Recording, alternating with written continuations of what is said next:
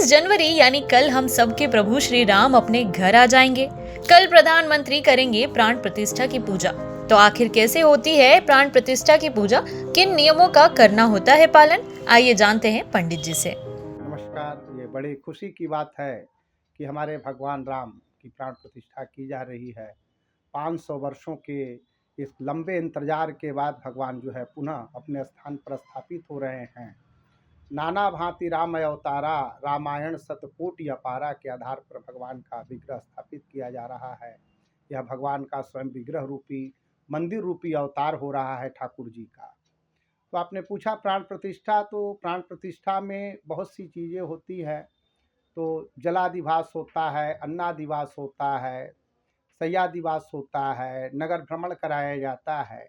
इन तमाम कार्यक्रमों के बाद जब प्राण प्रतिष्ठा किया जाता है तो पिंडिका होती है। उस पिंडिका पर पहले पिंडिका का पूजन करके वहाँ पर मूर्ति को कुछ ईशान कोण की ओर स्थापित करते हैं और स्थापित करके वहाँ पर जो है अ, कुछ मंत्रों के द्वारा उनके अंग न्यास किया जाता है। अपना हाथ रख करके उनके हृदय का, मस्तक का, नेत्र का, शरीर के सभी अंगों का न्यास करने के बाद जो है फिर उसके बाद विनियोग किया जाता है। और विनियोग करने के बाद ओम आम ह्रीम क्रोम यम रम लम वम सम खम सम हम सह, यह जो मंत्र है जीव स्थित प्राण स्थित, इस तरह से 3 बार बोल करके इन मंत्रों से अक्षत छिड़क करके प्राण की प्रतिष्ठा की जाती है। प्राण प्रतिष्ठा करने के बाद ध्रुव सूक्त का पाठ किया जाता है। ध्रुव सूक्त का पाठ करने के बाद जो है वहाँ पर प्राण सूक्त का पाठ किया जाता है। चारों वेदों में भिन्न भिन्न प्रकार के प्राण सूक्त जो बतलाए गए हैं उन प्राण सूक्त का जो है पाठ किया जाता है।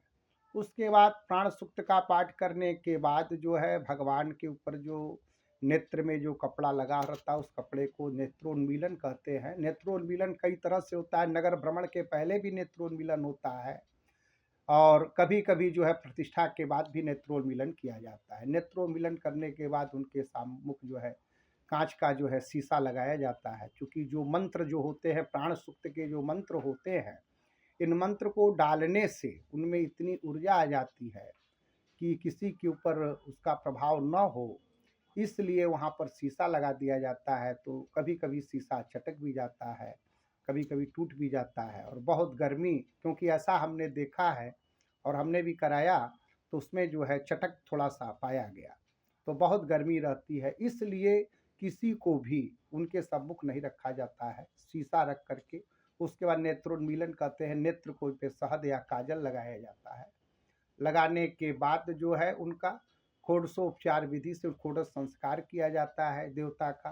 षोडश संस्कार करने के बाद उनको वस्त्र आदि से फिर उसके बाद षोडश पूजन किए जाते हैं। पूजन करके होम आदि संपूर्ण कर्म का विधान फिर याज्ञिक सम्राट जो हैं अपनी अपनी विधियों से, बहुत से विधि हैं उसमें, उनका प्रयोग किया जाता है। जय विष्णु।